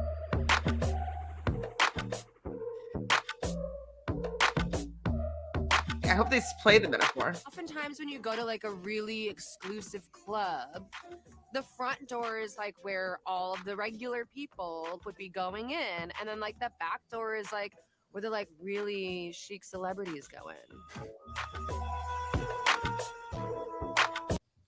Okay, so there's that, Anna. And then also her boyfriend is this guy. So his name is Daniel Way. I believe he's a fitness instructor or influencer. I think he lives in New York, and I don't know how they met, but they went to Coachella together. Yeah, she said on the podcast they met at a wedding like a few weeks after the Scandoval stuff, and then they started like talking at the wedding, and like nothing happened, but they kept in contact for a few weeks, and they started kind of casually dating. So good for her. I mean, happy she's able to kind of move on quick, and that seems like she's doing well. But yeah, that was super. That scene was super funny there. Yeah, Ariana's awesome. Do we have anything else? Is that it? Oh, they wanted to know what claim to fame was. So actually, I can show this. You've never seen Claim to Fame, or have you? No, I watched season 1. I liked it. I thought it was like it was like an easy watch. It was like not too serious, but like super fun. Okay, I'll just go to IMDb here. Their celebrity relative's secret the longest? On. Oh, everyone is hiding the same secret. Whoever can keep their celebrity relative's secret the longest will win $100,000. Hosted by Kevin and Frankie Jonas, Claim to Fame premieres July 11th on ABC. That was season 1. Season 2 starts next week. So I need you to tell me like the next thing. What's the next thing that you and I get to talk about? I need to prepare. Get excited. Is our next? I guess we're gonna have we could do a draft soon. We'll have our challenge draft in I guess a month. We could maybe do an unpopular opinion. Where like did you see when me, Drew, and Chris debated unpopular opinions? Like I had to like debate while Polly should be the face of the challenge. And it's just things that like you just don't want to have to debate. Yeah, I think I did listen to that. That was fun. So we could do maybe one of those. I do think Polly should be the face of the challenge. To be honest. I think Polly. Did you listen to Cara Maria on the? Oh, not yet. Oh my god! I'm working on the plane tomorrow, so I'm going to download it. Yeah, you got to listen to that. That was awesome. And like I was like in shock like multiple times during the conversation where she's like getting into it with Anissa. Not like Anissa wasn't like arguing back, but she was like openly ripping the Vacation Alliance to Anissa's face, which was just awesome. I'm definitely into it. Can't wait for that. I don't know what's on. I'm Lucy watching Stars on Mars. Yeah, I watched one episode. I'm not going to continue. It's okay. I feel like it's in bad taste with like the whole. I know it's a submarine and Mars is different, but like I don't know. I feel like it's in the same realm of like maybe it's too soon. What I don't know what else is coming on. I think that's it. I guess I'm just going to be rewatching the challenge old seasons for the next couple months, and then. We could do a rewatch of something. I would love a rewatch. I'll do any challenge season rewatch. Yeah, that's what I mean.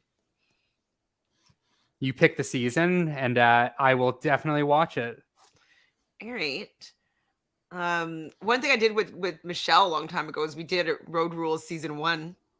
Road Rule. I don't. Where can you even watch Road Rules? I used to have links, so maybe would you ever watch them? Have you ever seen them? No, I've never. I always like tried Let's to watch watch it. the real.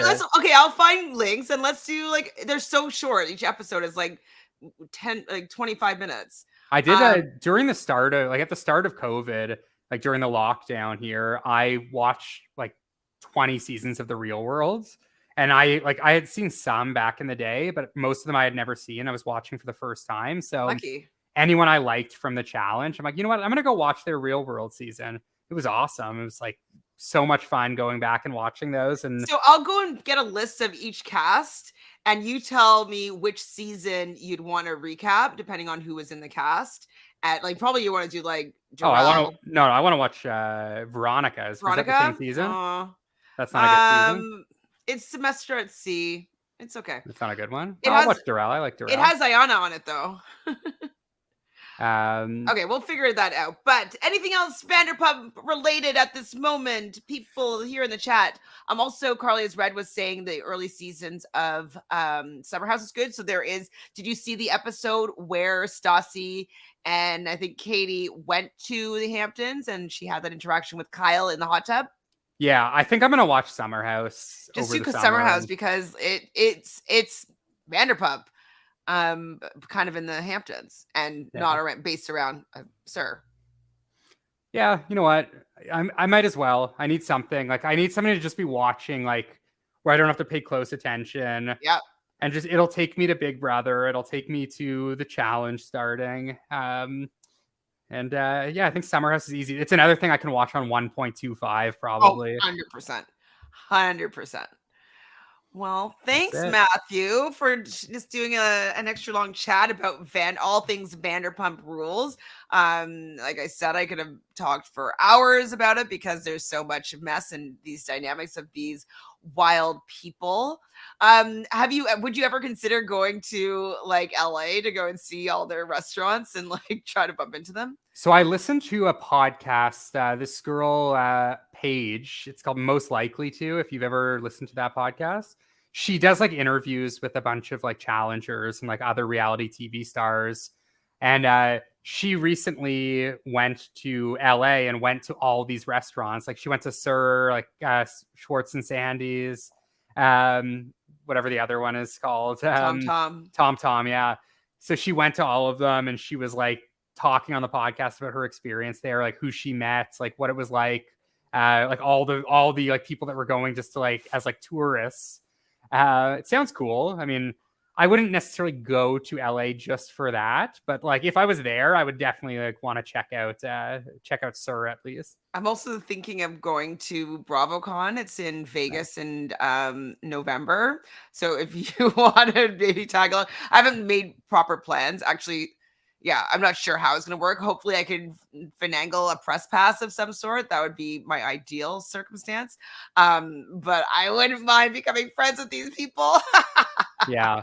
Well, I guess if I was to go to that, I definitely need to watch Summer House, right? Because I don't right now. The only Bravo show I watch is Vanderpump. Yeah, that totally makes sense. But my dad also lives in Vegas, so I was I was gonna go and hang out for a bit too. So the goat cheese balls are as good as Stassi says, huh? Okay. I'll definitely, if I'm in Vegas, I'm gonna go to Vanderpump Paris or whatever it is called. And if there's a Sir, whatever, I'm looking for Oliver. I want to go make out with Oliver on the dance floor. Well, that's it, I guess, everybody. Yeah, say two. That's it. Just I'll wait for the call up when you need it. When you need me for any show, you just let me know and I'll binge it. And I'll be here between now and the challenge. Well, if you watch Claim to Fame, I'm going to be doing a recap for that. Oh, but I'm going to be doing it in the afternoon. Yeah, Claim to Fame, that's something I'll probably just watch at the end of the season. I don't know, shows like that. I find it harder to just wait a whole week and then watch. I just I don't know. something about I feel like I'm not going to watch that one live anyways. Fine. But yeah, I'll let you know. I'll see what's happening. Something might pop up and we'll be like, oh my God, we have to cover this. And I will have you on speed dial. When is Bachelor in Paradise? I don't know. Have you been watching the Canadian one? It's I have good. been, yeah. It's actually really good. I like it. Cole Metters is insane. I love him. I forgot that he's from Survivor. Like, I was like, why is he so familiar? And I'm like, oh, he's from Survivor. Oh my God, he is just pure gold. I love how he's open about the fact that he is not there for love. Like, he is just there to have a good time. And I honestly respect that more than like 90% of the other people that like act like they're there for like true love and they're not. So Cole's funny. But and Sam from Big Brother is just completely crazy. Gold. Yeah. Wild I and like her crazy too. gal. Well, thanks for joining us here. I said enjoining. Oh, that's a new word. And joining us here, Anna and Carly has read, and anybody else that was watching live. We appreciate your support here as we discuss the messiness of Vanderpump Rules. Do you have a hashtag for this live?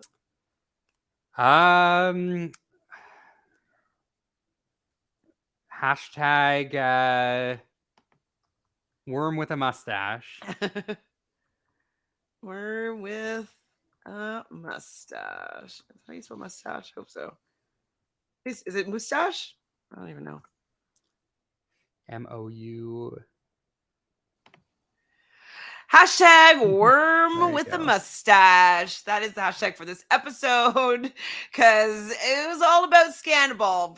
Actually, we kind of veered off a little bit, but Scandoval, Tom Sandoval, really, his actions actually really created an epic moment in reality TV, pop culture history. And that's pretty wild. And so I think it's also really hilarious. Last point is that he's since shaved his mustache off. I think that it got under his skin. James saying, "You're a worm with a mustache."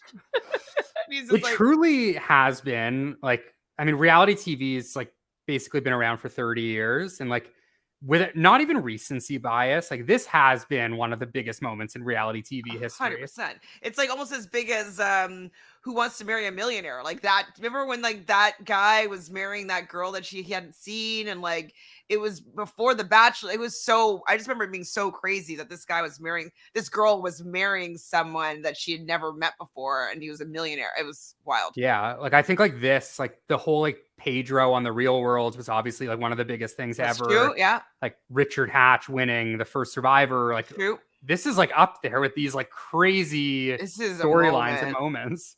Absolutely. So it's truly wild that we're getting this like in 2020 in our lifetime. Yeah. And like, well, it's not even that, not bad. It's more like that we're getting it this late into the game. It's like, yeah, what we've seen so much already. And the fact that this is taking over the way that it has, do you know what it proves to me? It proves to me because what it seems like networks have been doing is they're trying to manufacture storylines and put people in scenarios where it's going to have like the biggest impact. And so things become a little more scripted. There's more storyboarding. It's become a little bit more calculated. And so that's why it's so surprising that this happened, because it was what reality TV is. It's like reality happening in front of our eyes, and they weren't able to contain it. They weren't able to manufacture it. It just actually came organically. And hopefully it reminds the producers to keep their sticky little fingers out of it, because this is the gold that comes from letting people just be themselves without you giving them line readings as to what they need to say and who they need to say it to, and orchestrating scenarios, Another scenario too that's in this like echelon of like moments was when Teresa flipped the table in Housewives of New Jersey like 12 years ago or whenever it was. And like now it seems like producers are trying to orchestrate that table flip all the time. Like they want these pop off moments, but they're just so fake. Like I just don't buy them. So that's, I think, what is so epic about this whole scandal. Of course, it sucks that these people have to experience these things because they are still human beings, but it's the reality that we want from our shows. It's real. real. Absolutely. You know what? just like talking about this and like these like big moments, like maybe something we can do is like, whether it's just challenge alone or like reality TV as a whole, like maybe we just break down like the 10 best moments in like Yeah. challenge history. Like we could easily do that. It's like obviously like Let's we do haven't seen reality every TV show. history. But yeah, reality TV, like even if we haven't seen all the shows, Let's it's like try to, okay, let's make a big list of like, you do Like- 20, I do 20, or if you find more, find yeah. more. Like we'll see And what it's just happens. like, and then we can talk them through if Maybe we we'll haven't seen the show. Then tier rank it, or we can, yeah, we got it. That's it. I love yeah. it. I'm gonna start like putting some stuff together because this got me thinking, and so many great moments. And I haven't seen all the shows, but a lot. I'm sure even the shows I haven't seen, like if you've seen them and you mention them, I'm sure the moments are big enough that I would have heard of it, and vice versa if you haven't seen the show. Absolutely. And so like we could do a little research in, we can find a clip maybe. Okay, so this is what I would love everybody to do. So this is a super fun idea. I'm obsessed with it because like we were both reality TV junkies / experts. We watch pretty much everything. And if we haven't, we want to see it. So if you can put in the comments below as to what you think is maybe your top 5 of the most insane moments that you have witnessed in reality TV history. And so we'll start gathering a little dossier, a little document of like different moments. And then maybe we'll either do a top 100 or a top 50 or whatever, depends on how many we get. And we will talk through them and maybe we'll put them in order or something like that. So yeah, that's so fun. I love that. So yeah, please put your thoughts and opinions inside the comment box below. Please like this video and subscribe to the channel if you haven't done so already. You guys are awesome here over at Reality Realness, and we'll be back soon. Ciao, everybody.